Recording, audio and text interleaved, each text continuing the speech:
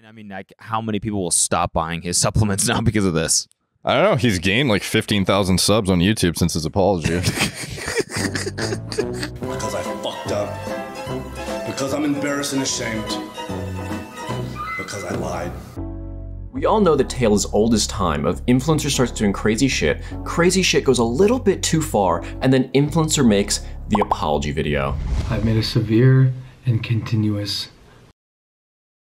Like the Greek myth of Sisyphus carrying that massive boulder up a hill, this is a cycle that influencers will be doomed to repeat for all eternity. But what happens after the apology, you might be wondering? Does the influencer get canceled for their criminally cringy behavior? Do they change their ways to reform as a beacon of newfound integrity and respect for their heartbroken audience? Or do they do nothing and still manage to grow massively despite their blatantly insincere apology and vow to do better next time? Which we all really know means just I promise to do better at not getting caught. If you've learned to read at a 3rd grade level like me, then you might already know from this video's title that sometimes getting caught lying can help an influencer grow. And that is exactly what happened to the influencer who's cosplaying as my body goals, the Liver King. But how did he manage to grow his following from a lie?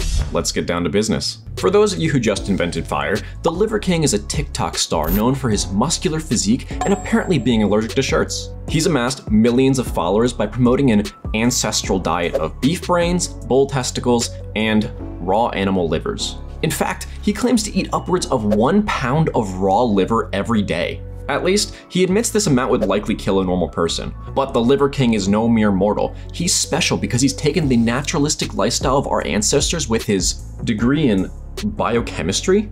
Who are you, who are so wise in the ways of science? Okay, so basically you have a guy who gets on the internet looking like Tarzan after discovering natural protein powder from elephant turds and claims that you can look exactly like him if you do X, Y, and Z.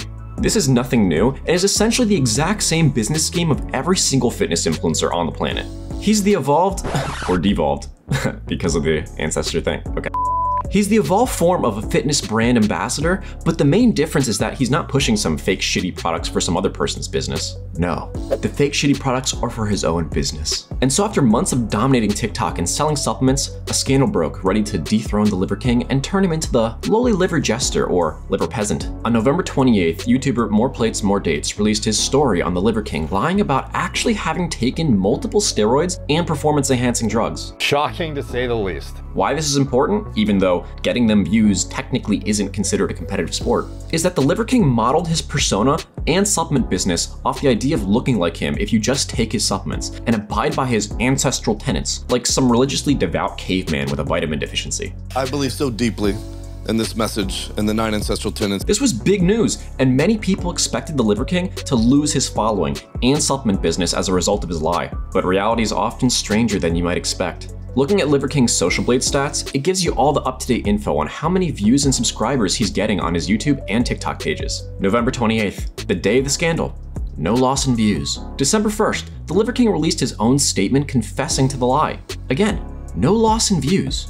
What you don't see anywhere on these dates or after is a dip in views or subscribers on any of his social media pages. It's in fact majorly increased his numbers compared to even before the story broke. But why? How is this seemingly paradoxical phenomenon possible?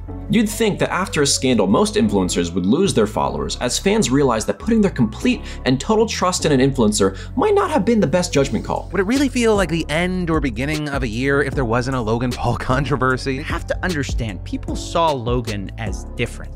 It was Logan Paul at the end of the day. How could they have seen this coming? But to gain a following after a scandal makes about as much sense as this picture I found on Reddit of a 12-year-old football player. Yeah, if he's 12, then you gotta hope the opposing team is made out of like CPS workers or something.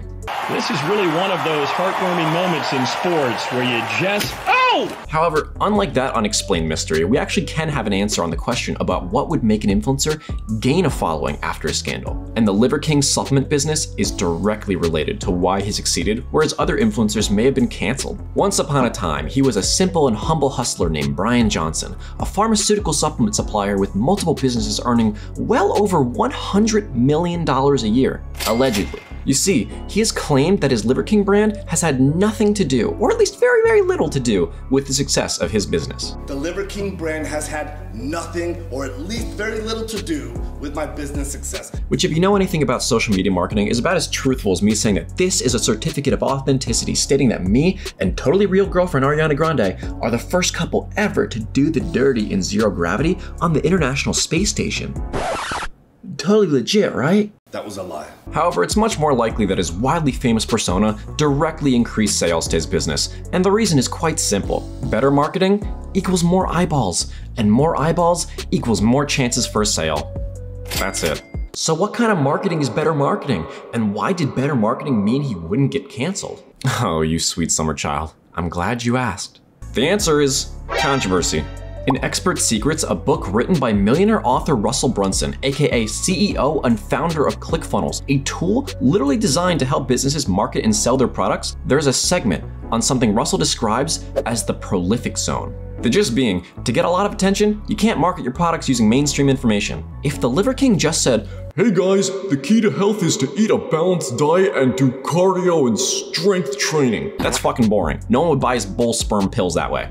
On the other hand, if the message is too ridiculous, it won't work. If the Liver King said, "My supplements are more effective than steroids, trust me," well, no one would buy his obvious lies, or at worst, he'd be sued for false advertising. There's a sweet spot for your product positioning, just polarizing enough that people will talk about it, but not so wild that you still might get a few suckers who can't be bothered to read up on the necessary info to disprove you. What this does is skyrocket your stardom, as one side makes you famous by continuously posting about how ridiculous you are, while the other side fights back viciously, eating up anything you have to say because you're giving them the answers that they really want to hear. Your loyal audience has been on a battleground since day one, defending your opinions, and therefore their own opinions. They're veteran soldiers, ready to take your slander and ignore it. Even harder than Elon Musk ignoring the hate after the firebombing he did to Twitter. In fact, Elon Musk is a perfect example of this style of marketing yourself. He has created this image of himself that is the lead intelligence of the new era of mankind, an inventor of modern electric cars, solar power, localized satellite internet, and a half-human, half-cat robot sex doll. Yeah, what a weirdo, right? However, he has steeped himself in multiple controversies over the years. He's notorious for his strange naming scheme of his child, as well as having a very liberal view on how many kids a man should have. He's repeatedly made tweets to troll other notable people and spark conversation. He even called the guy a pedo after the guy saved the lives of a bunch of people stuck underground, all because the guy said that Musk's idea to save them was stupid. And recently, he took over as Twitter CEO, making way too many controversial policy changes to go over in one video alone. But all these things have led to Musk being the richest man in the world, for now. They've created controversies about Musk and have battle-hardened those who would defend him and his contributions to mankind. And those people are the same ones who are loyally buying his products and propping up his net worth. Very much the same as the fans of the Liver King. But what's the difference with the influencers who did get canceled and lose followers from scandals? And does that mean people like Liver King and Elon Musk can do whatever they want and never face repercussions? The answer still falls into that prolific zone of just controversial enough, but not too much. Let's take a look at an influencer who was voted off the island as an example, James Charles, the influencer notorious for having the most subscribers lost in 24 hours. In the process, setting the YouTube record for the most subscribers ever lost in 24 hours, 1.26 million. James Charles was a successful makeup YouTuber, but his growth was made through the talent of his art, not through controversial marketing or a prolific zone. Don't get me wrong, he still managed to say some pretty trolly things, such as this tweet in 2019 replying to Logan Paul saying, "Sorry bruh, I only go for straight guys." I want a boy who is straight. Love that for you, that's easy. It's easier than you would think. But his audience was not used to defending him, and therefore themselves, for having similarly disparaged opinions. James Charles would go on to have multiple controversies over the time period of 2019 to 2021, all involving sending romantic and explicit messages to underage boys. Maybe once or twice, a celebrity could just brush aside a controversial topic like some ugly baby photo your parents won't stop showing relatives. But after the 5th accusation, James' audience wanted some serious answers. And his apology as a response is worse than a batch of fake Viagra at the geriatric strip club. And I finally came to a conclusion.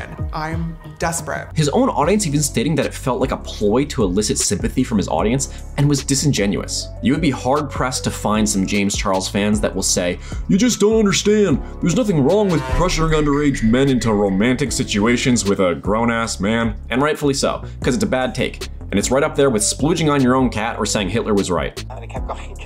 I came all over the cat. No, you did not. I see good things about Hitler also. Which is different from Liver King fans because you absolutely will find some Elmer's glue connoisseurs who think that downing a 6-course meal of farm cock to table is actually good for you. And to their credit, it isn't illegal like pedophilia or bestiality. So who am I to judge another man's gobbling dong-flavored Tic Tacs if they think it'll make them look like SpongeBob inflating his anchor arms? Point being, if your opinions are controversial for being illegal, then you might just get canceled. But if your opinions are just stupid and they aren't hurting anyone, well, that might just be the recipe for success. Thank you all so much for watching. Please leave a like and subscribe, and leave a comment what you want me to do next.